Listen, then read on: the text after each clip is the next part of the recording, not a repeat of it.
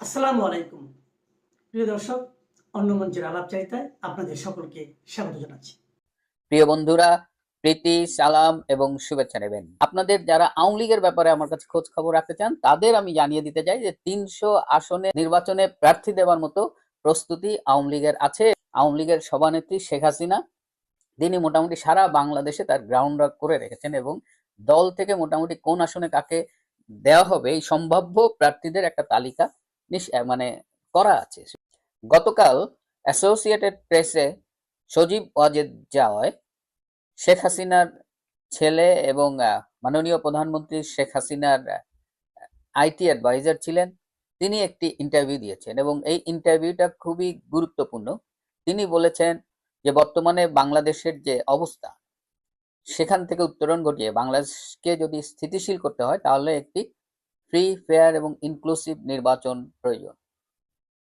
সুষ্ঠু, অবাধ এবং অংশগ্রহণমূলক নির্বাচন, তার মানে হলো যে এই নির্বাচনে আওয়ামী লীগ, জাতীয় পার্টি সহ অন্যান্য পার্টিদেরও অংশগ্রহণ করতে দিতে হবে। সব পার্টির অংশগ্রহণেই একটা সুষ্ঠু, অবাধ নির্বাচন অনুষ্ঠিত হবে এবং সেই নির্বাচনে আওয়ামী লীগ অংশগ্রহণ করবে। তিনি আরো বলেছেন যে আওয়ামী লীগকে পর্যাপ্ত সময় দিতে হবে। এমনও হতে পারে যে শেষ মুহূর্তে আওয়ামী লীগের কার্যক্রমের উপর নিষেধাজ্ঞা প্রত্যাহার করে তাদের বললে যে তোমরা নির্বাচনে আসো। এ কারণে জয় বলেছেন যে তাদের পর্যাপ্ত সময় দিতে হবে। এই ইন্টারভিউটা অ্যাসোসিয়েটেড প্রেসে ছেপেছে যে প্রেসে মানে যে সংবাদ সংস্থায় কাজ করতেন বর্তমানে ইউনূসের প্রেস সচিব ডাস্টবিন শফি।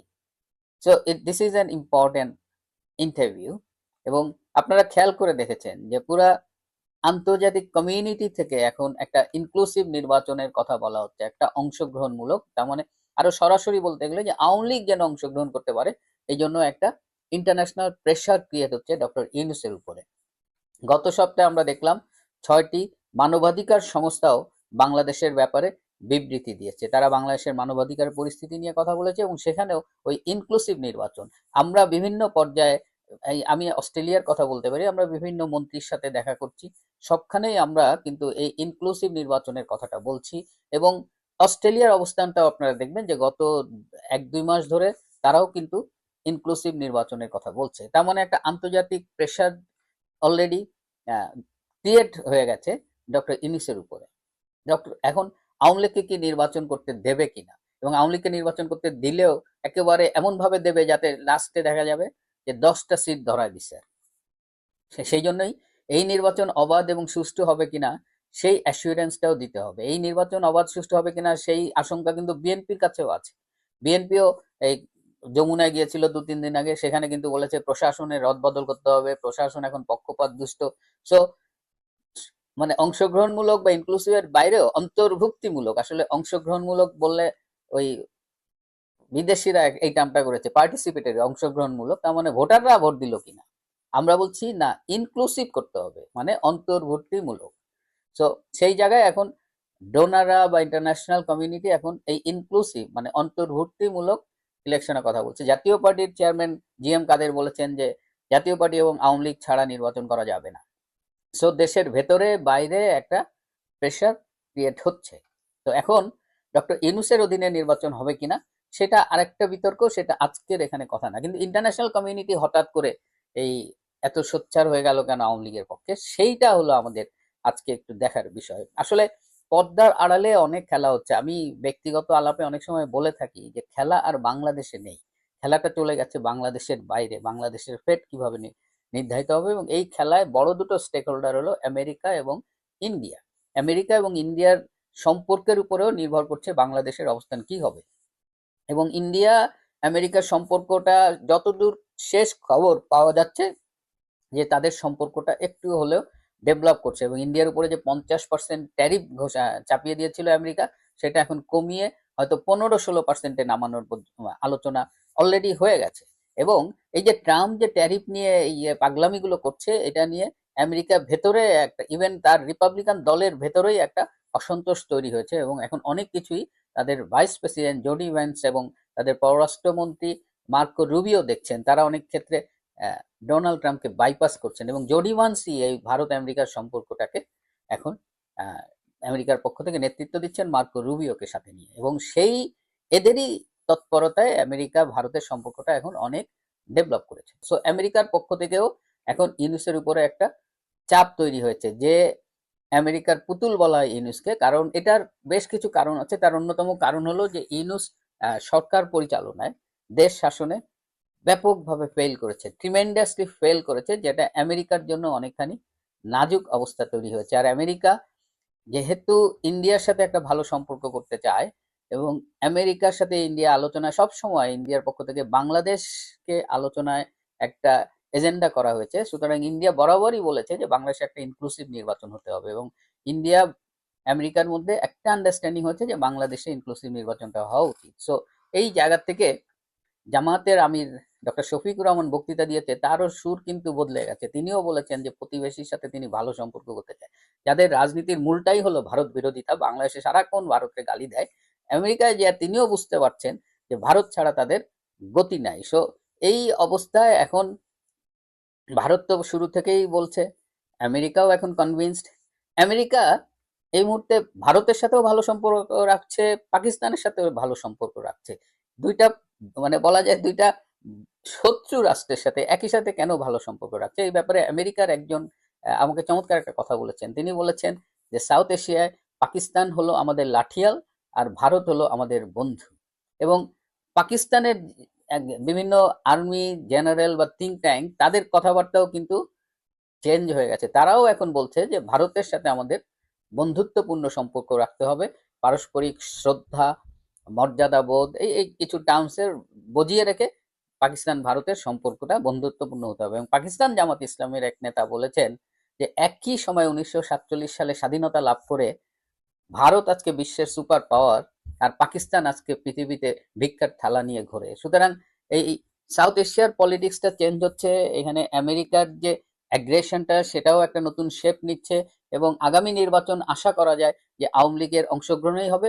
আপনাদের যারা আওয়ামী লীগের ব্যাপারে আমার কাছে খোঁজ খবর রাখতে চান, তাদের আমি জানিয়ে দিতে চাই যে 300 আসনে নির্বাচনে প্রার্থী দেওয়ার মতো প্রস্তুতি আওয়ামী লীগের সভানেত্রী শেখ হাসিনা, তিনি মোটামুটি সারা বাংলাদেশে তার গ্রাউন্ড ওয়ার্ক করে রেখেছেন, এবং দল থেকে মোটামুটি কোন আসনে কাকে দেওয়া হবে এই সম্ভাব্য প্রার্থীদের একটা তালিকা মানে করা আছে। সুতরাং আওয়ামী লীগকে যে একেবারে শেষ সময়ে আপনি ফাঁসাই দিবেন, আওয়ামী লীগ কিন্তু নির্বাচনের জন্য প্রস্তুত। আরেকটা ছোট্ট তথ্য দিয়ে রাখি, মার্কিন প্রতিনিধি দল এবং আওয়ামী লীগ বিভিন্ন পর্যায়ে এদের মধ্যে কিন্তু মিটিং হচ্ছে, এবং আগামী নির্বাচনে অংশগ্রহণ, বাংলাদেশের রাজনীতি, আওয়ামী লীগের অবস্থান, এই সব বিষয় নিয়ে আমেরিকা আওয়ামী লীগের মধ্যে আলোচনা শুরু হয়েছে, এবং পর্দার আড়ালে সেটা চলছে। জাস্ট আপনাদের জানানোর জন্য এটিও বলে রাখি। নমস্কার, আমি তরুণ ঘোষ। গতকাল যে ট্রাম্প এবং মোদির সঙ্গে যে ফোনালাপ হয়েছে, তারপরেতে যা যা ঘটনা আমি বিস্তারিত আপনাদের বলেছিলাম, সেগুলো তো আজকে সব কাগজে বেরিয়ে গিয়েছে। সম্ভবত আপনাদের চোখও এড়ায়নি। আজকে বলবো তার পরের ঘটনা। এই ট্রাম্পের ফোনের পর তারপর নরেন্দ্র মোদী আর দেরি করেননি। উনি সঙ্গে সঙ্গে ডক্টর জয়শঙ্কর এবং আমাদের বাণিজ্য মন্ত্রী পীযূষ গোয়ালকে ডেকে পাঠান, এবং সমস্ত টিমকে, বাণিজ্য দপ্তরের সমস্ত টিমকে ডেকে পাঠান। তার রুমে একটা মিটিং হয়। সেই মিটিংয়ে উনি বলেন যে বাংলাদেশের বর্তমান যা পরিস্থিতি, তাতে আর খুব বেশি দেরি করা যাবে না। কারণ এই দুপুরের ভিডিওতে আমি বলেই দিয়েছি যেভাবে পাকিস্তানি 11 জন জঙ্গি, লস্করে তৈবার, তারা ঢাকায় ঢুকেছে, এবং ঢুকে তারা একটা নাশকতার চেষ্টা করবে ভারতবর্ষে। তার আগেই ভারতবর্ষকে অ্যাকশন নিতে হবে, এবং কিভাবে সে অ্যাকশনটা নেবে তার প্ল্যানস অ্যান্ড প্রোগ্রামস সমস্ত রেডি হয়ে রয়েছে। আমেরিকার একটা কথা ছিল যে আমেরিকা এখান থেকে পা তুলে নেবে। আমেরিকার ডোনাল্ড ট্রাম্প প্রেসিডেন্ট, তিনি রাজি হয়ে গেছেন। ফলে লোহা গরম থাকতে থাকতে এখনই হাতড়া মেরে দাও। কারণ ট্রাম্পের মালিকের যা মানে কীর্তি, ধরুন সকালবেলা যে কথাটা বলছে, পরের দিন ঘুম থেকে উঠে সেটা ভুলে গিয়ে আর উল্টো কথা বলে দেবেন। ফলে আর দেরি করো না, 6 তারিখ থেকে 10 তারিখের ওই যে ট্যুর, সেটাকে ক্যান্সেল করে দাও। আজকে রাত্রেই তোমরা বেরিয়ে যাও। ফলে রাত্রিবেলা তড়িঘড়ি বিদেশমন্ত্রী ডক্টর জয়শঙ্কর, তিনি অন্য একটা কাজেও 4 তারিখে তিনি যেতেন। আমি পরে বলছি কেন তিনি 4 তারিখ যেতেন। ডক্টর জয়শঙ্কর এবং পীযূষ গোয়াল এবং সহ 21 জনের একটা টিম ঝটাপট একদম ওয়াশিংটনের উদ্দেশ্যে রওনা হয়ে যান এবং সম্ভবত আজকে তারা আমাদের যখন রাত্রি হবে তাদের ওখানে যখন সকাল হবে তখন ওরা কথাবার্তা বলতে শুরু করবেন। বিশেষ করে বাংলাদেশ, তারপরেতে আমাদের ট্যারিফ ইস্যু তারপরে হবে, আগে বাংলাদেশ হবে। আমি একটা পোস্টে একটা পরে উল্লেখ করে দিয়েছি, ট্রাম্প যদিও কথা হয়েছিল দুজনের মধ্যে যে আমরা কেউ সোশ্যাল মিডিয়ায় কিছু প্রকাশ করব না, কিন্তু ট্রাম্প তিনি পেন্টাগনকে দিয়ে একটা, নিজে করেননি, পেন্টাগনকে দিয়ে একটা বিবৃতি একটা ছেড়ে দিয়েছেন। সেখানে তিনি লিখেছেন, আমি ওই পোস্টে দিয়ে দিয়েছি, চিঠিটা দেখে নেবেন। সেখানে তিনি বলেছেন, ভারত আমার পুরনো বন্ধু, একদম গ্রেট ফ্রেন্ড মোদি, তার সঙ্গে কথা বলে আমি আপ্লুত, এবং 25% শুল্ক রাশিয়া থেকে তেল কেনা বন্ধ করেছে ভারত, তার জন্য 25% তো বন্ধ তুলে নিলাম, আর 25% যেটা ছিল সেটা 18% নামিয়ে আনা হল। ট্রাম্প নিজেই মানে প্রথমে 25% শুল্ক ধার্য করেছিলেন, সেটাকে 18% নিজেই করে নিলেন। এবারে তো আরো দরাদরি হবে। আমি যেটা আপনাদেরকে বলেছিলাম 12 থেকে 15 বেশি ভারত উঠবে না। এবার দর কষাকষি দেখবেন সেই 12 থেকে 15 মধ্যেই এসেই দাঁড়াবে। কিন্তু আমাদের এগ্রিকালচার সেক্টর এবং মিল্ক সেক্টর দুটোই কিন্তু সুরক্ষিত রাখা হয়েছে। যত আমাদের এফটিএ হয়েছে যে যে দেশের সঙ্গে, সেখানে কিন্তু এই দুটো সেক্টরকে খুলে রাখা হয়নি। এখন এই যে মিটিংটা ওখানে হয়েছে মোদির চেম্বারে, সেখানে মোদি হঠাৎ একটা প্রশ্ন করেন যে আপনারা কজন ঘুড়ি উড়িয়েছেন? কেউ গাল চুল করছে, কেউ চুলে হাত দিচ্ছে, দু একজন আমলা হাত তুলেছেন, আর হাত তুলেছেন পীযূষ গোয়েল, এবং হাত তুলে তিনি হো হো করে হাসছেন। তখন বলছে আপনি হাসছেন কেন? তখন পীযূষ গোয়েল বলেছেন আমি তো জানি আপনি কি বলবেন। তখন বলছে যখন জানেন তখন আমার এখানে আসুন, এসে সবাইকে বলুন যে ঘুড়ি ওড়ানোর সঙ্গে আমি কেন এই বাংলাদেশ এবং ট্যারিফকে জুড়লাম। তখন পীযূষ গোয়াল বলেন ঘুড়ি ওড়াতে গেলে দুটো জিনিসের দরকার হয়, একটা হচ্ছে হাওয়া আর একটা হচ্ছে সুতো, আর মেন অবজেক্টটা হচ্ছে ঘুড়ি। সুতো যার হাতে, হাওয়া যার পালে, ঘুড়ি সেই ওড়াবে, এবং সে জানে ঘুড়িকে কতটা ছাড়লে ঘুড়ি কোথায় যাবে এবং লাটাই গুটলে ঘুড়ি কোথায় আসবে, এবং জায়গা মতো আমি ঠিক গোত্তা মেরে প্যাঁচটি কেলে আমি অন্য পক্ষের ঘুড়িটি কেটে দিতে পারবো। এটাই হচ্ছে ঘুড়ি ওড়ানোর মজা। আপাত দৃষ্টিতে এটা খেলা মনে হতে পারে, কিন্তু জীবন দর্শন দিয়ে এই খেলাটাকে অনুভব করলে এর থেকে শিক্ষণীয় কিছু পাওয়া যাবে। তখন মোদিজি বলেন এক্স্যাক্টলি আপনি যা যা বলেছেন আমি সেটাই বলতে চেয়েছি। আসলে আমাদের জীবনে আমরা a+b হোল স্কোয়ার তার ফর্মুলা আমরা কজন মনে রেখেছি? আমার তো মনে নেই, আপনাদের অনেকের মনে থাকতে পারে, কিন্তু আমরা জীবন দিয়ে আমরা কিন্তু ওই শিক্ষাগুলো নিয়েছি যেগুলো আমাদের চলার পথে প্রথম পাথেয় হয়ে থাকে। এই যে বিয়ের সময় দেখেন যে এত সেই সাজগোজ হই হুল্লোড় ধুমধাম সাজানো খাওয়ানো দাওয়ানো, ওটা কিন্তু বিয়ে নয়। বিয়েটা হচ্ছে তার পরের দিন যখন বউ সংসারে প্রবেশ করবে আর হাজব্যান্ড যখন সংসারে প্রবেশ করবে, ছেলেটি যখন সংসারে প্রবেশ করবে, সেইখান থেকে যে বাস্তবটা শুরু হলো সেটাই হচ্ছে আসল বিয়ে। আর বাকিগুলো হচ্ছে সব লোক দেখানো, আত্মীয় স্বজন খাওয়ানো আর লোক দেখানো।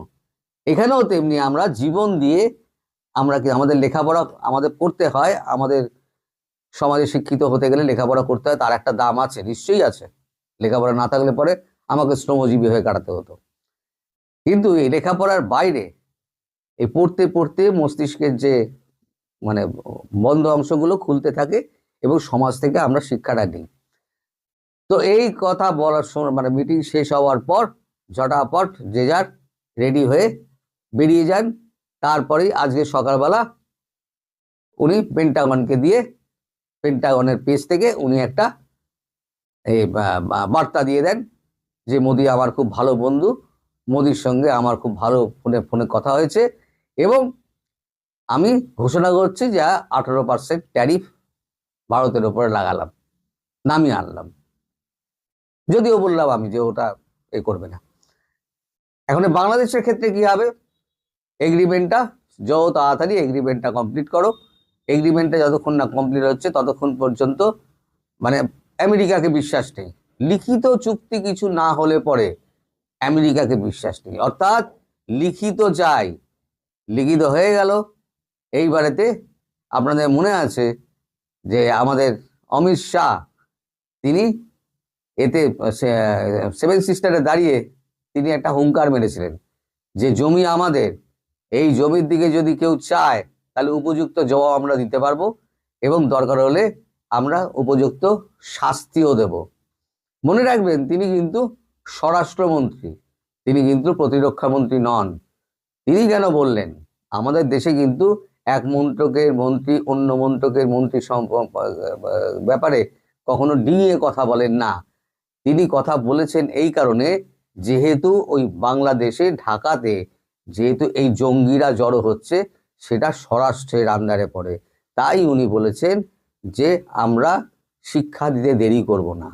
এই চুক্তিটা হয়ে যাওয়া মানে এবার নির্বাচন হলো কি না হলো কিছু যায় আসে না। মার মার ধর ধর, মার মার ধর ধর যখন তখন শুরু হয়ে যাবে। এ ব্যাপারে আপনারা নিশ্চিন্ত থাকুন, নিশ্চিন্ত থাকুন। যে কবে হবে না হবে আমি বলতে পারবো না, তবে মার মার ধর ধর এটাকে শুরু হয়ে যাবে। সেটা যেভাবেই হোক না কেন, সেটা বোমা ফেলে হোক আর ভেতরে সৈন্য ঢুকিয়ে হোক অথবা কূটনৈতিকভাবে হোক, কিভাবে হবে আমি জানি না। তবে বাংলাদেশের এই অবস্থা দিয়ে ভারতবর্ষ আর বসে থাকবে না। সুতরাং সময় এসে গেছে। আমি বলেছিলাম না, বারবার আমি বলে যাচ্ছি, এই যে 12 তারিখে আপনাদের নির্বাচন, তার আগে এবং পরে এই সময়টা খুব সন্ধিক্ষণ। 12 তারিখটা হচ্ছে খুব সন্ধিক্ষণ। এই সন্ধিক্ষণের দিকে চেয়ে থাকুন।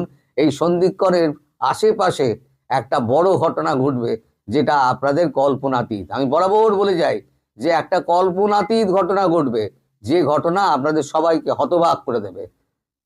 আমি আবার বলছি, বাংলাদেশের মানুষ একটু শান্ত থাকুন। আপনাদের এই জীবনে একটা কালো মেঘের ছায়া যেটা পড়ে এসছে, এখন দেখা গিয়েছে, সেই কালো মেঘ থেকে আপনারা নিশ্চয়ই সূর্যের দেখা পাবেন এবং সেই সূর্যোদয় খুব তাড়াতাড়ি হবে। সবাইকে আমি সেই অপেক্ষা করতে বলবো এবং আপনাদের ধৈর্য ধরতে বলবো। কথাটার আমি আংশিক একমত ডক্টর মঞ্জুরে খোদা যেটা বললেন। তবে তিনি একটা দামি কথা বলেছেন, সেটা হচ্ছে যে গুরুত্বপূর্ণ কথা বলেছেন। সেটা যে আওয়ামী লীগকে নির্বাচন প্রতিহত করা উচিত ছিল, এটা আওয়ামী লীগ ব্যর্থ হয়েছে। এটা সত্য, এটা প্রতিহত করার মতো শক্তি, সাংগঠনিক শক্তি সবই ছিল। কেন আওয়ামী লীগ এটা প্রতিহতের ঘোষণা দিল না সেটা আমরা জানি না। আর বক্তব্যের মাঝখানে তিনি আরেকটা কথা বলেছেন, ধরে নেন জামাতকে তারা ক্ষমতা এনে দিবে এরকম মনে করতেছে। বিএনপি কিন্তু বাংলাদেশে বড় একটি সংগঠন, যদিও তারা হাতির মতো, তারা বুঝতে পারে না, তাদের শরীরটা তারা দেখতে পারে না। তাদের উপরে বেশিরভাগ মাহুত হিসেবে জামাত বসে থাকে, তাই তারা নিজের শরীর দেখতে পারে না। কিন্তু বিএনপি ওই যে যেটা বললো যে বিএনপি সইতে সইতে সইতে সইতে ওই হাদির ধমক শুনতো, তারপরে আমার ভাবির ছেলে হাসানাত আব্দুল্লাহর ধমক শুনতো, এমনকি আমরা দেখেছি সেনা প্রধানও তাদের ধমক শুনে। এই যে ছাড় দিছে, দেওয়ার কারণটা হচ্ছে তারা ওই যে যেটা বলেন মার্জিনটা হচ্ছে 12 তারিখ, তারা অপেক্ষা করতেছে, বিএনপি অপেক্ষা করতেছে। আমরা আরেকটা জিনিস ভুলে গেছি, বাংলাদেশের জনগণের কথা। বাংলাদেশের জনগণও কিন্তু অপেক্ষা করতেছে, প্রতিবাদ হবে কি হবে না, আন্দোলন হবে কি হবে না।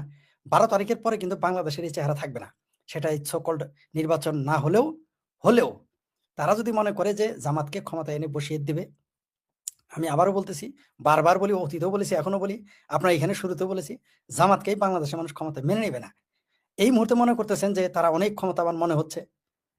এমনকি আমার জেলাতে, আমার বৃহত্তর ময়মনসিংহে তো আলোচনা শুনছি, ওইখানে নাকি জামাত অনেক আসন পাবে। আরে না রে ভাই, অত নালি আদেশের না, ঠ্যাংয়ের নালা ছুড়ায় ফেলবে যখন মারামারি লেগে যাবে। ক্ষমতার দ্বন্দ্ব আলাদা জিনিস। বিএনপি ছাড় দিতে দিতে যখন তারা 12 তারিখে বুঝে যাবে যে এরা ক্ষমতা যেতে পারতেছে না, বিএনপির রূপ আর এটা থাকবে না, তখন তার উন্মাদ হয়ে যাবে। কারণ 18 বছর তারা ক্ষমতার বাইরে, তো তারা আবার 5 বছর ক্ষমতার বাইরে থাকতে চাইবে না। জামাত ওই যেটা ডক্টর মঞ্জুরের কথা বললেন যে 3-4% নিয়ে তারা যে বাহাদুরি দেখায় জামাত, এদের যদি আসলেই সাংগঠনিক ক্ষমতা থাকতো, নির্বাচন কিছুই করতো না, এরা ইসলামী বিপ্লবী সরকার গঠন করতো, ওই ইরানের খমেনিদের মতো। এরা ভোটেও যেত না কোনোদিন। তখন ফতোয়া দেওয়া হতো প্রত্যেক মসজিদ থেকে যে ইসলামে হারাম, গণতন্ত্র হারাম, নারী নেতৃত্ব হারাম, ইসলামে ভোট হারাম। এরা বিপ্লব করে ক্ষমতায় চলে যেত। এদের মুরদে কোলায় না দেখে বলেই তো 17 মাস যাবত তারা ষড়যন্ত্র করতেছে। কখনো তারেক রহমানের কাছে গিয়ে নির্বাচন পিছিয়ে নেয়। হ্যাঁ, তারেক রহমান ভুল করেছেন। তিনি জামাতের, হেফাজতের, পাকিস্তানের, এমনকি ডক্টর ইউনূসের ফাঁদে পা দিয়েছেন। তার রাজনৈতিক দূরদর্শিতার অভাব রয়েছে। কিন্তু ওই যে বললাম 12 তারিখের পরে তারা তাদের এই রূপটা আর থাকবে না। কারণ তারা তখন ক্ষমতার দ্বন্দ্বে মরিয়া হয়ে উঠবে। এরা যখনই বুঝতে পারবে যে বিএনপি ক্ষমতায় যাচ্ছে না, ক্ষমতায় যাচ্ছে জামাত, সেটা ডক্টর ইউনূসই তাকে বসাক, পাকিস্তানি বসাক, তুরস্ক বসাক, আর ওয়াকার সাহেবই বসাক, বিএনপি তখন ঘুরে দাঁড়াবে। আর আপনার চ্যানেলে এসে বিএনপির একজন নেতা বলেছিলেন যে যদি কোনো কারণে সেনাবাহিনী ব্যারাকে ফিরে যায় এই সরকার 1 মিনিট টিকবে না। আমি তেমনি আরেকটা কথা বলতে চাই, বিএনপি যেদিন তারা স্বমূর্তিতে ফিরে আসবে, বিএনপি যখন গা ঝাড়া দিবে, যদি বলে যে জামাতকে আমরা বাইন তালাক দিলাম, হ্যাঁ, 7 দিনের মধ্যে জামাত সোজা হয়ে যাবে, মরা সাপের মতো সোজা হয়ে যাবে। ওই জামাতের যে এত মনে হইতেছে অনেক কিছু, ওই যে ওই ওই হাতির উপরে উঠলে অনেক বড়ই দেখা যায়। হাতি থেকে যখন মাঠে নামবে তখন কিন্তু আমাদের বরাবর হয়ে যাবে। তখন কিন্তু দেখবেন এটা টিকবে না। আর কোনো কারণে যদি দেখে যে না জামাত অনেক শক্তি প্রয়োগ করতেছে, দেশি বিদেশি শক্তি, সন্ত্রাসী বিদেশি সন্ত্রাসী বাহিনী বা জঙ্গিবাদ নিয়ে, জঙ্গিদের নিয়ে তারা বিএনপির পরগাছা হয়ে তারা থেকে এখন গাছে পরিণত হতে চায়, যদি বিএনপি এটা বুঝে, তখন বিএনপি আস্তে করে আওয়ামী লীগকে গ্রিন সিগন্যাল দিয়ে দিবে। আর যদি কোনো কারণে বিএনপি গ্রিন সিগন্যাল দিয়ে দেয়, 7 দিনের মধ্যে জামাত বাংলাদেশ আপনি খুঁজে পাবেন না, পাকিস্তানেও যাওয়ার সুযোগ তারা পাবে না।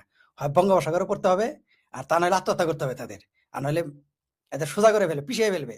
এই জামাত যে কাজটা বাংলাদেশে 17 মাসে করেছে, এদের মুখোশ উন্মোচিত হয়ে গেছে। এরা কখনো নারীকে পতিতা বলতেছে, এরা কখনো স্কুলের ছাত্রীদের প্রতি, বিশ্ববিদ্যালয়, আমার বিশ্ববিদ্যালয়ের ছাত্রীদের, আমার দেশের বিশ্ববিদ্যালয়ের ছাত্রীদের পতিতা বলতেছে। এরা 71 নারীকে গণিমতের মাল ঘোষণা করেছিল। তাদের স্বরূপ, তাদের চরিত্র, তাদের আসল উদ্দেশ্য, এরা এখনো সেখান থেকে মুক্ত হয়ে আসে নাই। এরা কোনোদিনই এদের খাসিলত পাল্টাবে না। কমরেড হায়দার আকবর খান রনুর উদাহরণ আমি বারবার দেই। তিনি বলেছিলেন বাংলাদেশে মৌলবাদীদের 4টা স্তম্ভ, তার একটা হচ্ছে তীব্র নারী বিরোধিতা করা। আর নারী বিদ্বেষী এরা থাকবেই। তো এটা বাংলাদেশের মানুষের কাছে সেগুলো স্পষ্ট হয়ে উঠতেছে। বিএনপি যখনই গা ঝাড়া দিবে 12 তারিখের পরে, আবার বলি নির্বাচন যদি হয়, যদি বিএনপি থেকে ক্ষমতায় যেতে পারবে না, তখন কিন্তু বিএনপি গা ঝাড়া দিবে। গা ঝাড়া দিলেই কিন্তু আপনি আর জামাতকে খুঁজে পাবেন না। সাংগঠনিক সক্ষমতা আলাদা জিনিস। টাকা দিয়ে কোনোদিন সংগঠন করা যায় না। তাহলে জামাতের কাছে প্রচুর টাকা আছে, জামাতের ব্যাংক আছে, জামাতের ওদের নিজস্ব একটা ব্যাংক আছে, ইসলামী ব্যাংক, তথাকথিত নাম দিয়েছে ইসলামী, ইসলামী সুদি হারাম, এদের নাম দিয়েছে ইসলামী। এছাড়া আরো 6টা ব্যাংক তারা দখল করে আছে।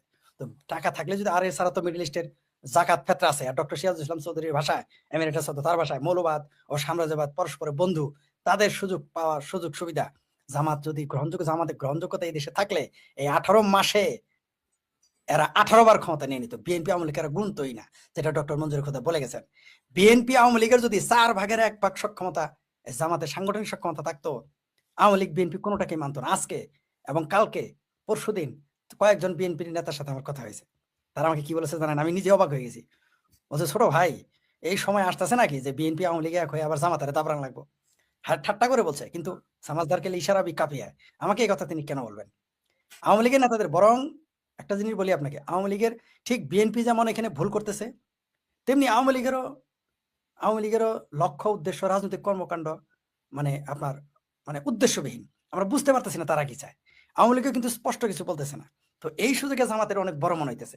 কিন্তু যখন বিএনপি এবং আওয়ামী লীগ তাদের অবস্থান সুস্পষ্ট করবে এবং তারা কার্যকরী পদক্ষেপ নেবে, এই আপনি জামাতকে খুঁজে পাবেন না।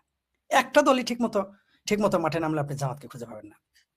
কারণ জামাতের যত কিছু বলেন, সাংগঠনিক ক্ষমতা আলাদা জিনিস ভাই। আমি নিজের চোখে দেখেছি ভাই, আমার নিজের চোখে দেখা যে এলাকায় এমপি, এমনকি মন্ত্রী, এলাকায় ইউনিয়ন মেম্বারের ডরে ঢুকতো না, এলাকায় পারমিশন ছাড়া যাইতো না। চেয়ারম্যান তো দূরের কথা, আমি মেম্বার আছে, একটা ইউনিয়ন মেম্বার রে ভাই, কাউন্সিলর না, একটা ইউনিয়ন মেম্বার আমি এমপিদের সামনে গাড়ির সামনে আটকায় দিতে দেখেছি। আমি মন্ত্রীকে যাতা বলতে শুনেছি, কিছুই করতে পারে নাই। সাংগঠনিক যোগ্যতা ক্ষমতা আলাদা জিনিস। জামাত মৌলবীদের মানুষ দাওয়াত খাওয়ায়, কোনো সন্দেহ নাই। মৌলবীদের মানুষ বড় বড় মাছ, বড় বড় সবজি, প্রথম লাউটা, মুরগির ডিমটা, এবং নিজে মাংস না খেলেও মৌলবী সাহেবের জন্য তরকারিটা রান্না করে ভালো, কোনো সন্দেহ নাই। কিন্তু মৌলবীর কাছে কেউ মেয়া বিয়া দেয় না ভাই। তেমনি জামাতের বাংলাদেশের মানুষ ক্ষমতায় আনতে দিবে না, সেটা আওয়ামী লীগ তো দিবেই না, মুক্তিযুদ্ধ পক্ষের মানুষ তো মেনে নিবেই না, এমনকি বিএনপিরও এটা মেনে নিবে না। আপনি 12 তারিখের পরে বাংলাদেশের রাজনৈতিক চরিত্র, চেহারা, চিত্র সব পাল্টে যাবে, আপনি দেখতে পারবেন, সেটা ইলেকশন হইলেও না হইলেও। ইলেকশন ইঞ্জিনিয়ারিং কেন হবে? ইলেকশন ইঞ্জিনিয়ারিং এর দরকার নেই। ইলেকশন ইঞ্জিনিয়ারিং লাগছে এই যে ব্যালট পেপার পাঠাই দিছিল বিদেশে, সেখান থেকে ভোট হয়ে চলে আসছে না, সব তো ভোট আর জামাত পাইছে। তো ভোটের ওই ব্যালটটিতে পাঠানো হয়েছে জামাত নেতাদের বাড়ি বাড়ি। এখন এখানে ইলেকশন ইঞ্জিনিয়ার মানে কি? আপনার দাঁড়াইতেই দিবে না বিএনপি রে। দাঁড়াইতেই দিবে না। এরা করবে কি আপনারা এখন বলি, ফজরের নামাজের পর মানে ফজরের নামাজ এক গ্রুপ পড়বে, দরকার হয় ওইখানে লাগায়া ফজরের নামাজ জামাত করে ফেলাবে। ভোট কেন্দ্রে এরা পুরুষ মহিলা সব যাই আগেই ঢুকা যাবে। নিজেদের ভোটগুলা সুশৃঙ্খলভাবে দেওয়ার পরে জামাত। এরপরে লাগাবে গ্যাঞ্জাম। বিএনপি কি বলল না বললে সেটা হচ্ছে পরের কথা। বিএনপি বুঝে নাই কেন? এখনো কেন ওনারা বুঝতেছেন না? যে ওনাদের করার কিছুই নাই, ওনারা কোনো ক্ষমতা নাই। বিএনপি এখনো বুঝতেছে না। কারণ হচ্ছে মানুষ আপনার টাইনাও নামাইতে পারবে না বিএনপি। টাইনাও বিল্ডিং থেকে নামাইয়া নিয়ে যেতে পারবে না মানুষকে ভোট কেন্দ্রে। কারণ সবাই চিন্তা করছে ভাই কি দরকার এই মারামারি গ্যাঞ্জামের ভিতরে। আর সে জায়গায় ওই যে বললাম যে আপনার ইলেকশন যে সকাল থেকে 10টা পর্যন্ত 10টা 11টা পর্যন্ত আপনাদের জামাত ছাড়া আর কাউকে ভোট কেন্দ্রে ঢুকতেই দিবে না। কাজে এত বেশি লোক জামাতের সব জায়গায় থাকবে যেন আর কেউ চান্সই পাবে না, লাইনে পিছিয়ে করে যাবেন তো। কাজে একমাত্র জামাতই পারবে ফজরের নামাজের আগে ওইটা সব ভোট কেন্দ্রে যায় লাইন ধরার। এটা জামাত ছাড়া আর কারো দ্বারা সম্ভব না। আর কারো ওই নাই, ইন্টেনশন নেই। মহিলাগুলোও সেম এদের। এরপরে 11টার পর থেকে করবে কি জানেন? 11টার পর থেকে ওরা একটা ভোট দিতে ধরেন আপনার সর্বোচ্চ এইবার ভোট দিতে 4 মিনিট লাগবে। নরমালি যদি 2 মিনিট লাগতো এইবার লাগবে 4 মিনিট। কারণ হচ্ছে যে হানা ভোটের একটা আছে। তো এই 4 মিনিটটা এরা করে ফেলবে 10 মিনিট। বেশি লাগবে রাশেদ হায়দার ভাই, 4 মিনিটের অনেক বেশি লাগে, কারণ ভেরিফাই করতে হয়, না, না, তারপরে তো ব্যালট আপনারা দিতে হয়, কমন স্বাক্ষর হিসাব, করতে হয়, সিল কমন মারতে হিসাব হয়, অনেক বুঝাচ্ছি। টাইম। আমরা কমন হিসাব বুঝাচ্ছি। তো এখন 4 মিনিটের জায়গায় যদি 10 মিনিট লাগিয়া যায়, তাহলে 1 ঘন্টাতে 6 ভোট, 8 ঘন্টাতে 48 ভোট। 8 ঘন্টার মধ্যে 4 ঘন্টা তো আগে জামাতের লোকজন খেয়ে ফেলাইছে। এরপরের 4 ঘন্টা, এখন এরপরের 4 ঘন্টাতে যদি আপনার 24 ভোট হয়, এই 24 ভোটও তো দিতে পারবেন না তো আপনি। তাহলে 24 ভোট, একটা বুথে যদি 1000 ভোট থাকে, সেইখানে আপনি 4 ঘন্টাতে মাত্র 24টা ভোট কাস্টিং করাইতে পারবেন। তার আগেই দেখবেন যে 300 350 ভোট তো জামাতের কাস্টিং হয়েই গেছে। এরা তো করাই ফেলছে। বাকি এরপরে এখন ঘোষণা দেওয়ার সময় ওরা তো আগেই বলে দিছে যে এবার ঘোষণা তাড়াতাড়ি হবে না, ভোট গণনা পরে। ঘোষণা দিবে। ঘোষণা যদি জামাত যদি 30 ভোট পায় সেখানে বলে দিবে জামাত 300, বিএনপি 600 পাইলে কয়ে